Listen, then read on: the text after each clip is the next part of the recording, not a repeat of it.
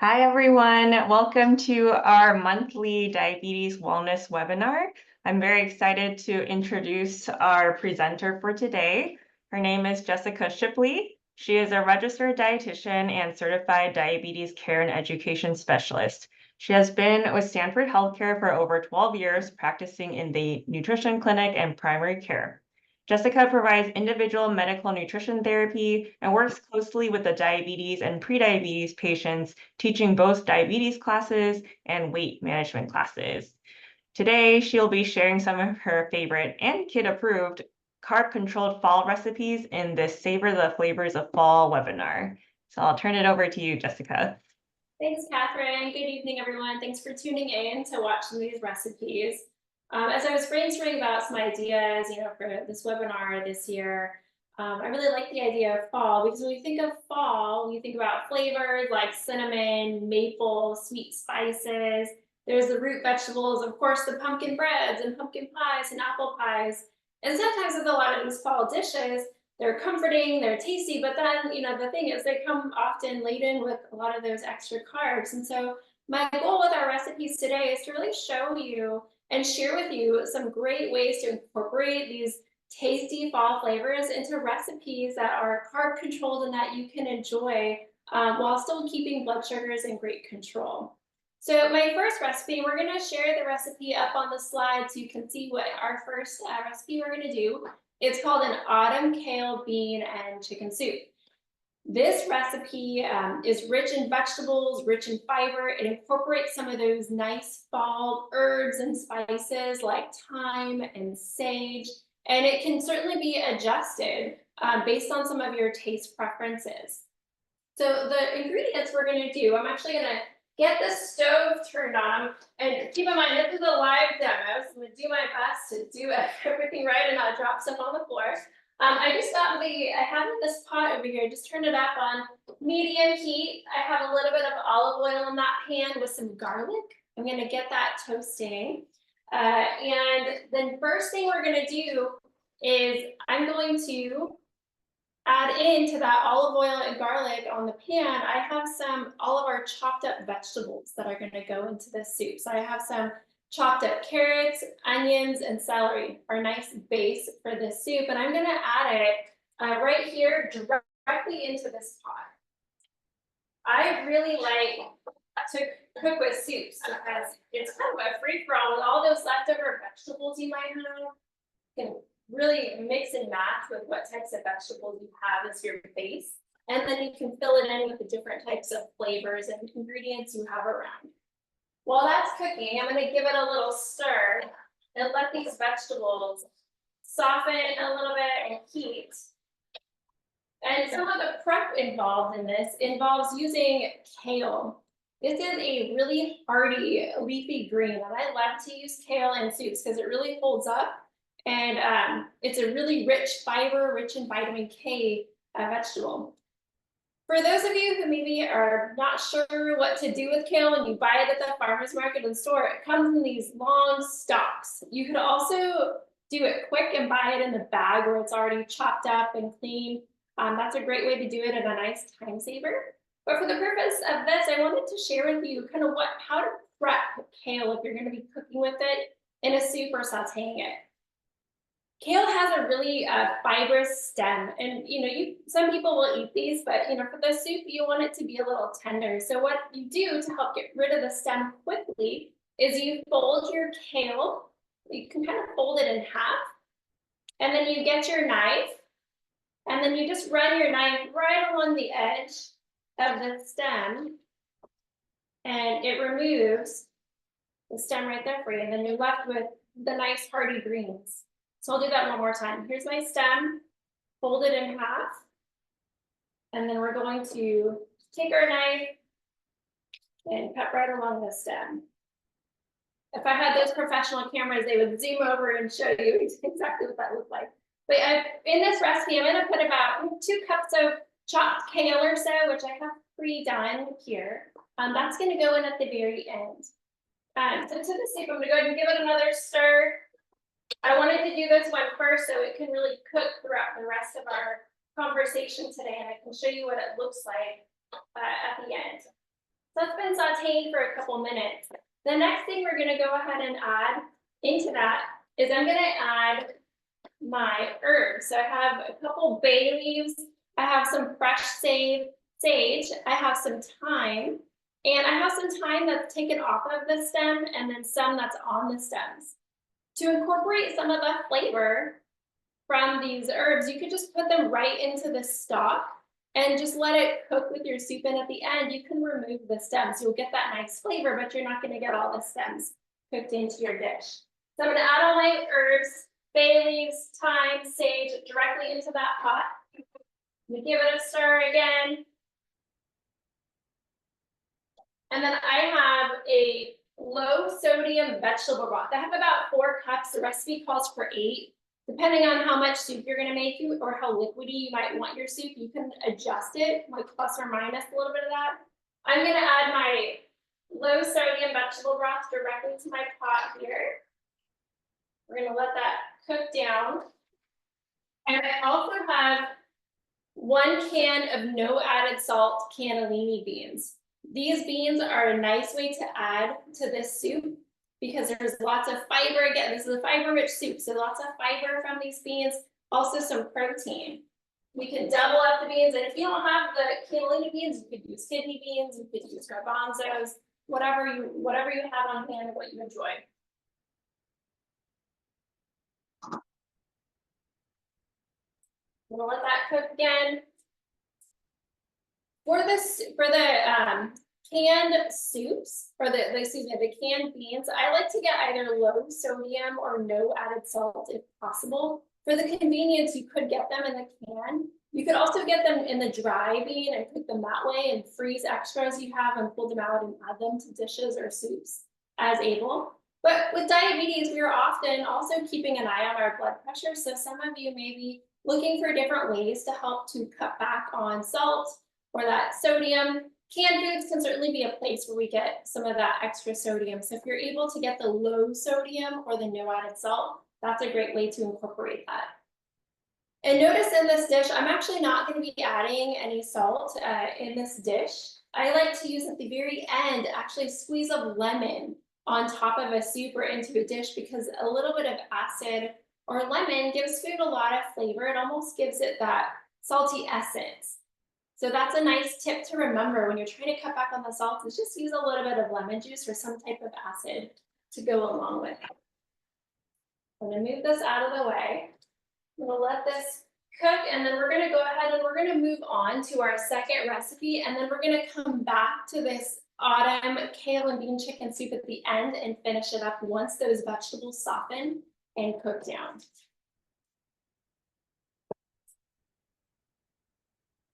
Okay, my next recipe we're going to be doing is one of my favorites. So I'm going to scoot my ingredients over. This is an apple pie overnight oats and chia. It's also family approved, kid approved. My kids love this and they help me prep these. This is one of our weekly options we do, and it can be rotated with different flavors that you like. So we're going to do I'll get this stuff out here. What we start with, this is a quick grab and go breakfast. You can make it ahead, you can meal prep it, you can eat this warm or you can eat this cold. I suggest warming it up just because it gives it more of that nice apple pie flavor. So what we're going to start with is our base. What I have in this container is 1/4 cup of just rolled whole grain oats right here.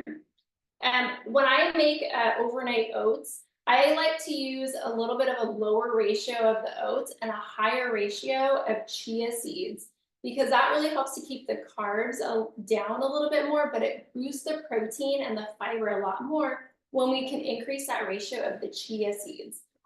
So we got the 1/4 cup of oats right here in my bowl, and then I'm going to add 3 tablespoons of chia seeds right here into this same bowl.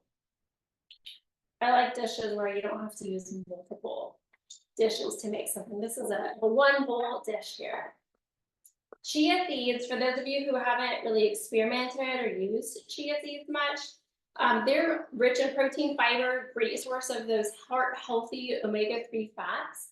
They absorb about 20 times their weight in water. So when we start to add liquid to these and they sit, they swell and they increase in volume. So it almost also gives a dish more of a creamy texture without really adding lots of additional fats to this meal. All right, so the next thing we're gonna go ahead and add to this is 3/4 cup of liquid. Right here, I have an unsweetened vanilla almond milk. If you prefer to use a soy milk or another like an oat milk, you certainly can, but keep in mind if you're using different milk alternatives, some of the nutrition may be a little bit different. All right, and then we're gonna give this a really good stir. You wanna mix dishes that have the chia seeds in it really well. If you don't, sometimes the chia seeds kind of get into these little clumps and it can make your dish dry. So just make sure when you're doing this, you mix it really well. All right, next, this is why it's called those apple pie overnight oats with chia, is because we're gonna add apple pie spice to our chia seeds. And this is what's gonna give it lots of great flavor. You can buy like pumpkin pie spice and use that. But when I made this apple pie spice, it's a higher ratio of cinnamon compared to some of the other flavors. So in this, I made a large bulk of cinnamon, ginger, nutmeg, and cardamom. And I just have this mixed up in a little container and I can scoop it out as I need it. So I'm gonna put about a teaspoon of all these nice flavors into my chia seed overnight oats. I'm gonna give it another really good mix. Those chia seeds here, I'm gonna bring it a little closer so you can see it. They're already starting to absorb a lot of that liquid. All right, so put that in. All right, next, we're gonna add the apples. Let me share with you what that looks like. I have 1 apple chopped up and cooked down, and I added that same apple pie spice into this pan, and then I just cooked it on the stove for about 5 minutes, just until these apples started to get warm and soften, and they started releasing a lot of their natural juices as it was heating.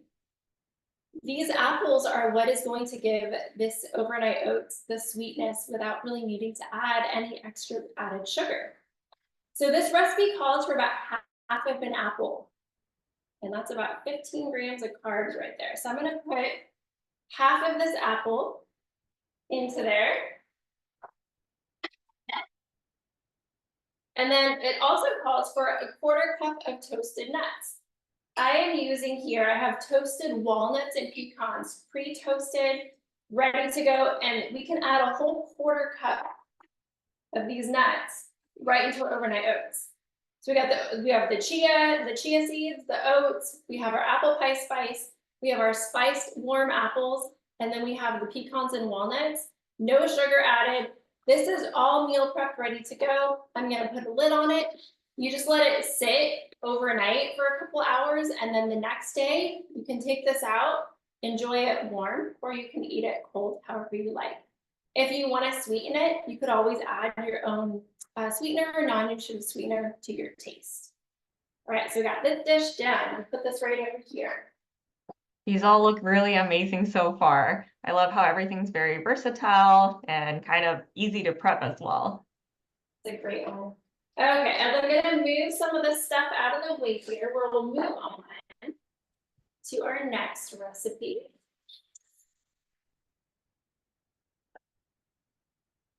Take a peek at our soup. The vegetables are starting to soften. It smells really good.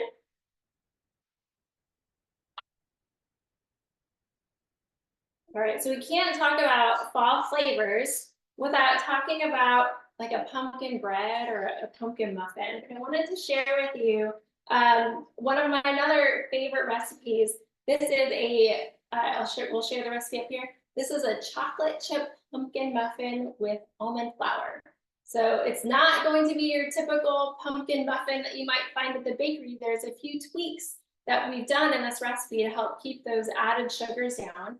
In fact, you'll see that there's no added sugar at all in this recipe. And it's sweetened with using banana And that's where really ripe bananas is what we're going to use to sweeten this dish. All right, so I'll walk you through what keeps this dish carb controlled, higher in protein. It's also a gluten-free recipe as well if you're using gluten-free oats. So what we're going to do here, in my bowl, I have 2 really ripe bananas that I mashed up, and that's what we're using in here. And again, the banana is what's going to help give this muffin some moisture as well as keep it sweet without the added sugar. And then I've also added 1/2 cup of canned pumpkin, and that is mixed into here. So you can see what that looks like. Just added that in, gave it a nice mix. All right, we're gonna add in next, this is the base of our recipe. So I have almond flour. You can buy almond flour in bulk, but almond flour is essentially, it's just almonds ground up, and it looks kind of like in a powdery like flour, but it's all almonds. So almonds are, again, rich in fiber, rich in protein, great source of omega-3s.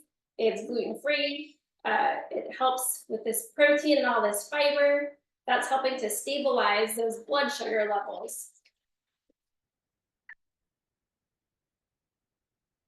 All right, so I added my almond flour. Next, I am going to add a 1/2 cup of gluten-free oats, right interval. I'm trying to tilt this so you can see all the ingredients going in.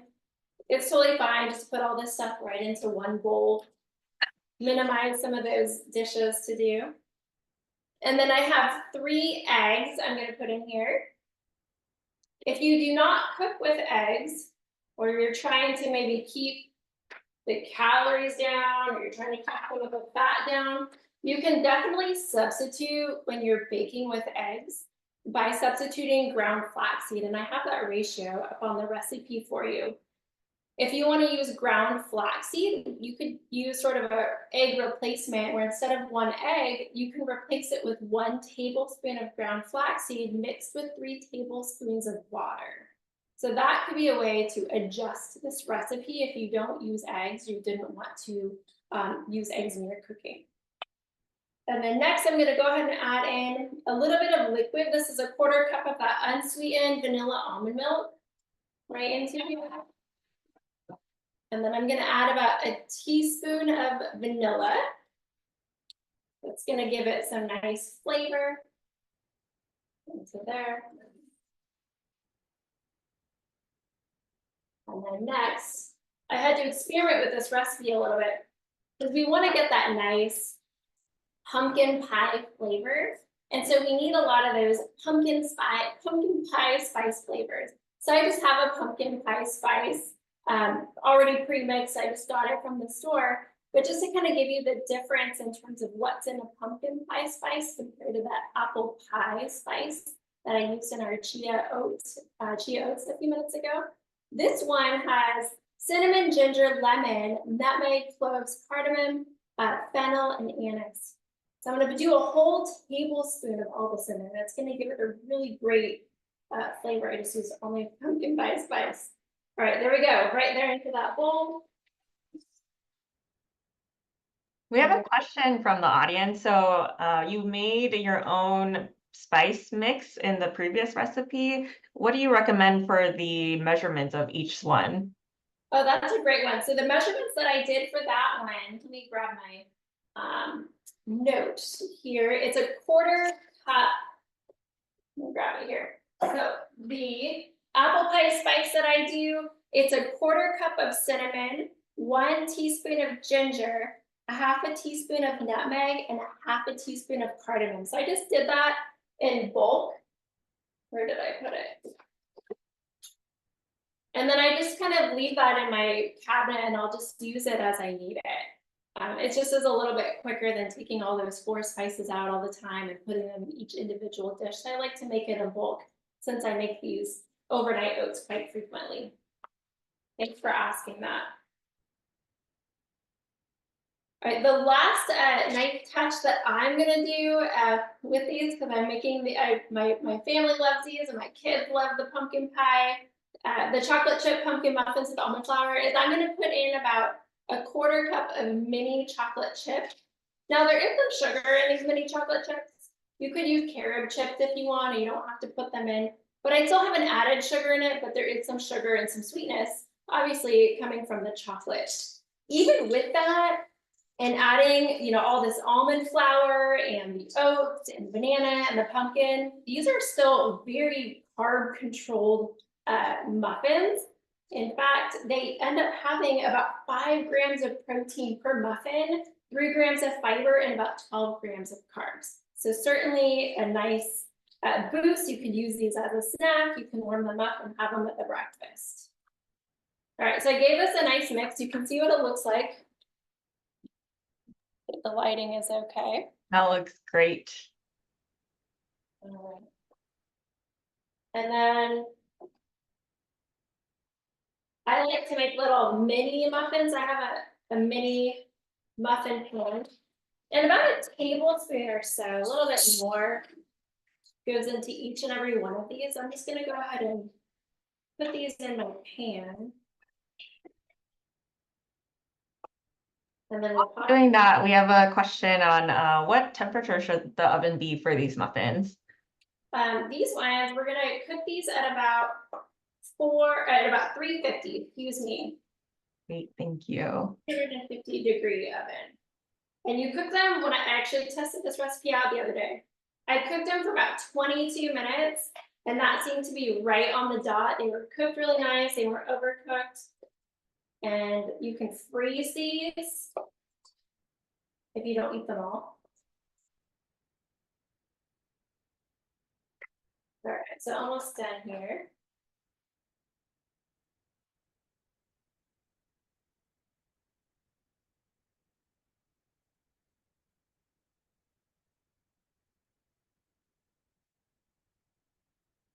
One other tip here with if anyone cooks with any actually 2 things here you could do with this.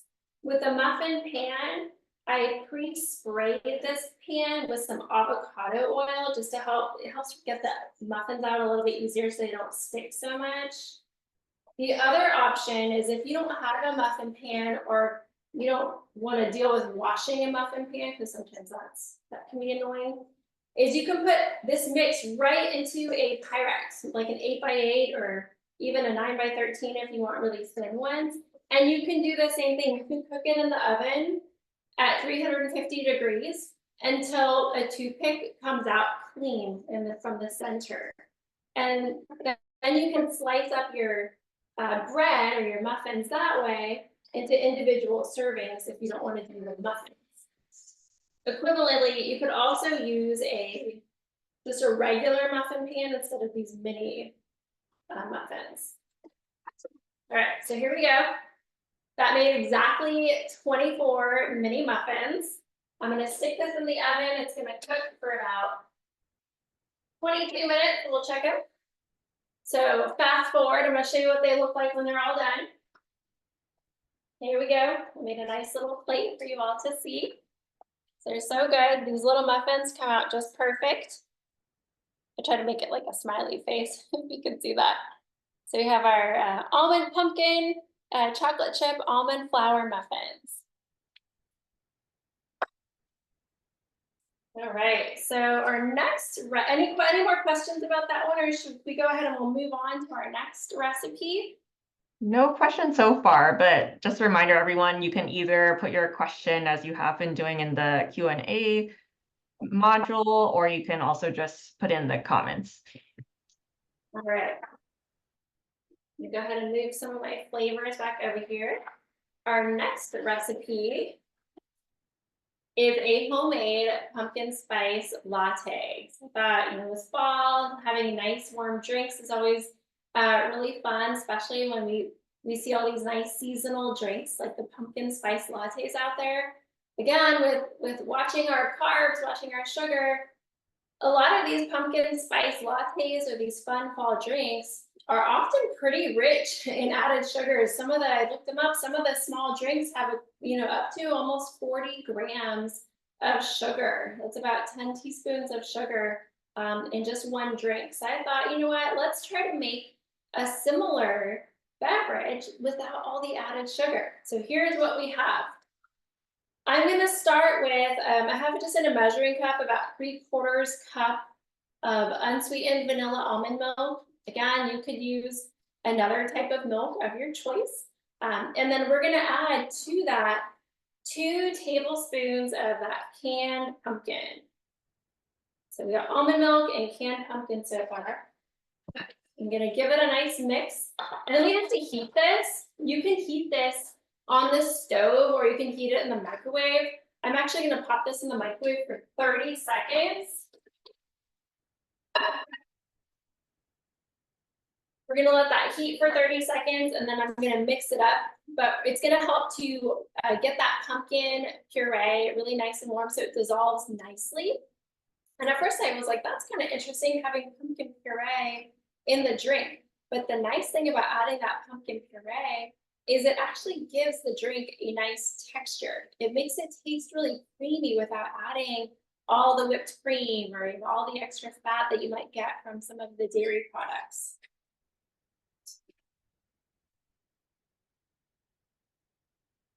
So it's pretty warm. And then I have about 8 ounces of hot coffee right here in this cup. And then I'm going to give that pumpkin a nice mix.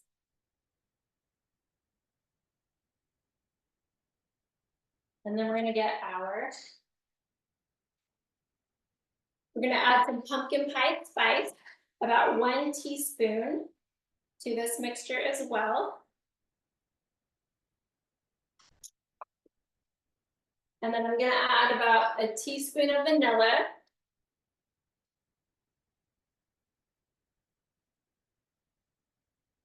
Okay.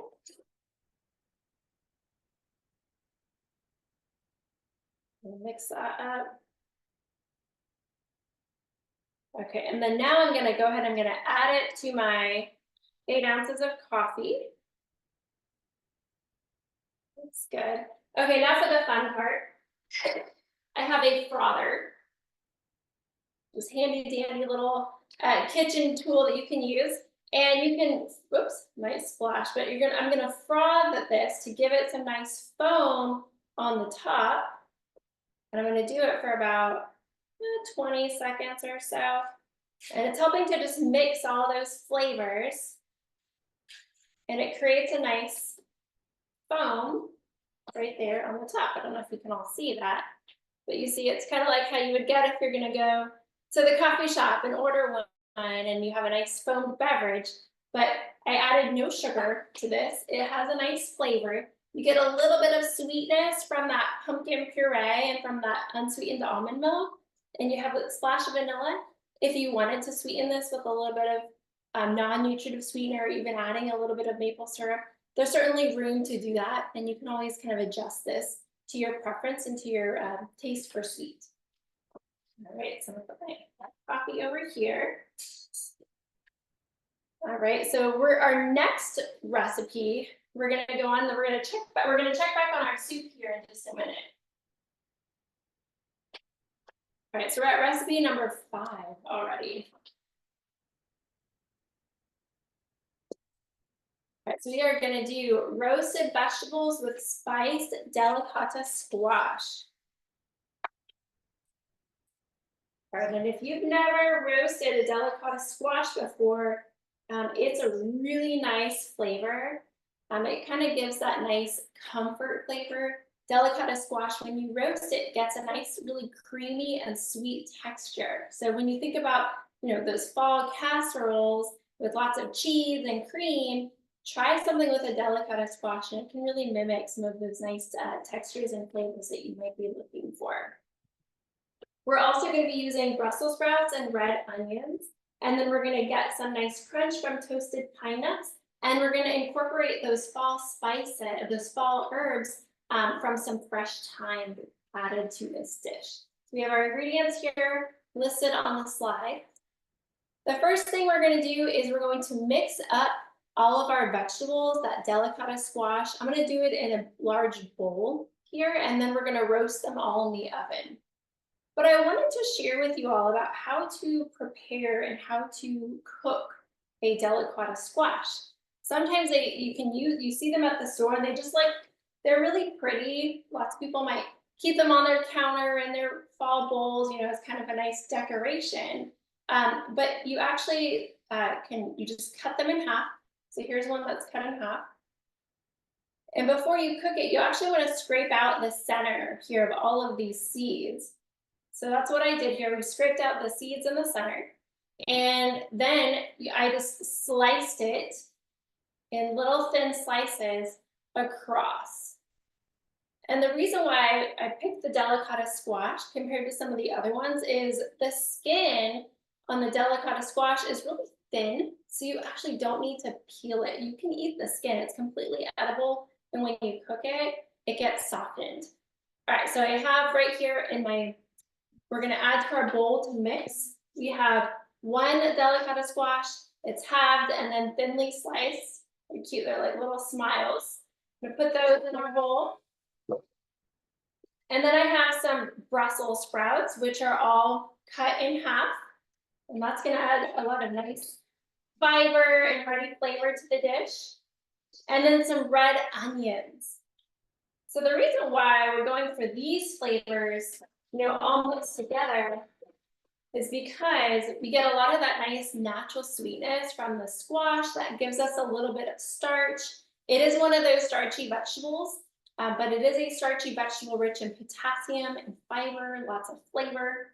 And then we have our Brussels sprouts, which further bump up the fiber. And when you roast vegetables, it just gives them a whole different flavor than if you are maybe used to having them steamed or just kind of sauteed, but roasting them really enhances and caramelizes all these flavors together. And especially with adding a little bit of that red onion, because red onion also gets a nice sweet taste as we're roasting it. All right, so I'm gonna add a little bit of olive oil right into this bowl. I'm gonna do about 2 tablespoons or so, because I added a little bit of extra vegetables in here. You can season this with maybe what you want to season with. I'm gonna add I have some fresh thyme. If you can grow that, you grow this pretty easily in your garden. If you have some pots or some herb garden, or you can buy this fresh at the store, or you can also use a dried thyme in this as well. I'm gonna put about 1.5 teaspoons or maybe 2 teaspoons of thyme went right into this. And I'm gonna give it a mix.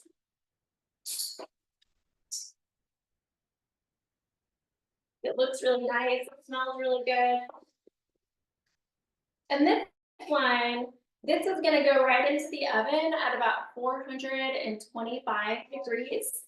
And I'm gonna roast it at that temperature for about 15 to 20 minutes, sometimes a little bit longer, just to, once you wanna keep an eye on it and cook it until it starts to caramelize and get kind of a nice golden brown color. Some people like to roast their vegetables a little bit more, but once those Brussels sprouts get a little bit charred, they have a nice flavor when you almost give them like a nice char. Look how beautiful that looks. So we're gonna roast all these nice vegetables in the oven. I'm gonna stick that in here, 425. All right. Fast forward, I'm going to show you what it looks like when it's done. This is topped with some pine nuts. So we have our nice caramelized Brussels sprouts, the Delicata squash, and the red onions. Cooked with the thyme. And then in here, I have a nice dressing that we can add to kind of give this another little essence. Our dressing here is made with some apple cider vinegar, some olive oil, and Dijon mustard. So I just put that right in here, mix it up, and you can add it right to the hot vegetables and squash. Just about 1.5 teaspoons, 2 teaspoons or so. Top it with toasted pine nuts, or if you don't have pine nuts, you could use any sort of nut, but lots of great textures in this dish, lots of flavors, and quite filling, full of fiber. And of course, this is also carb controlled. All right, so we're gonna go back and we're gonna finish up our last recipe. Our soup has been cooking this whole time that we have been talking over here. So we're gonna go back. I don't know, Catherine, if you want to reshare that soup to remind us all that we are cooking the autumn kale, bean, and chicken soup over here on the stove. Yes, absolutely. And now that it's been cooking for quite a few minutes, these carrots are nice and soft. You can definitely smell the bay leaves, the sage that we put in here, the thyme. I'm gonna go ahead and add, this is the chicken. So this is a rotisserie chicken. So I got a rotisserie chicken, just shredded it. This makes it a really quick dish to prep, rich in protein. You see the nutrition here on the slide. One serving of this dish is only 20 grams of carbs, 25 grams of protein, and 10 grams of fiber. So it's super rich in all of those things. But I'm gonna go ahead, I'm gonna put this rotisserie chicken right there into our soup. I'm gonna give it a stir. Someone's asking, can you substitute any other type of vinegar? I think this might have been for the previous recipe. In the salad dressing, yeah, you could. I used the apple cider vinegar just because it was, you know, with the apple cider, apple, cinnamon, spice, but you could use a balsamic vinegar, you could use a red wine vinegar. You actually don't even have to use the vinegar, you could use a lemon juice if that's what you have. It's just a little bit of acid. It helps to bring out a little bit of that flavor without adding much of the salt.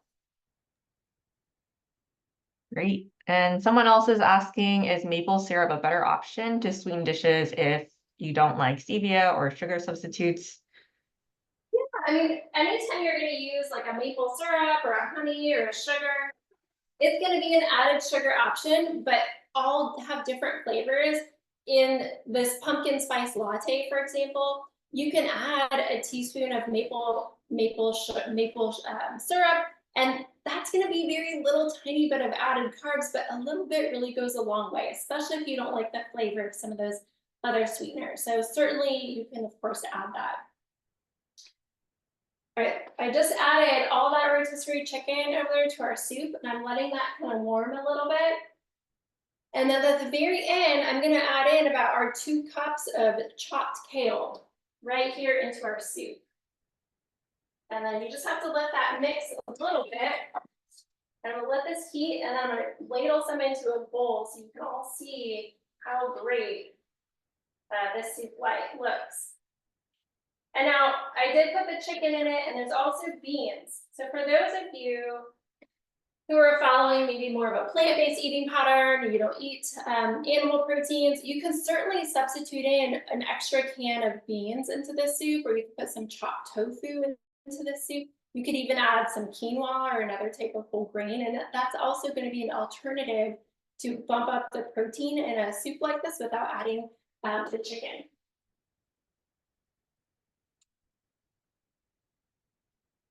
All right, so I'm gonna let that heat for a second. I'm just gonna give us a nice little recap on all the great dishes that we have just prepared together. So we had number 1, we have our apple pie overnight chia seed oats. I'm gonna put that here. We have our roasted delicata squash with Brussels sprouts, red onions, topped with pine nuts.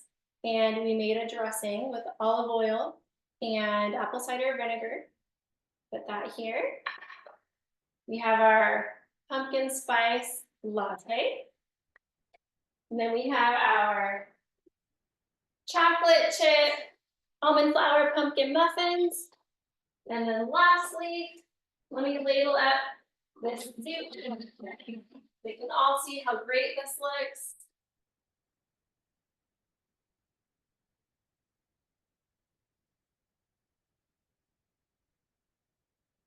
Right.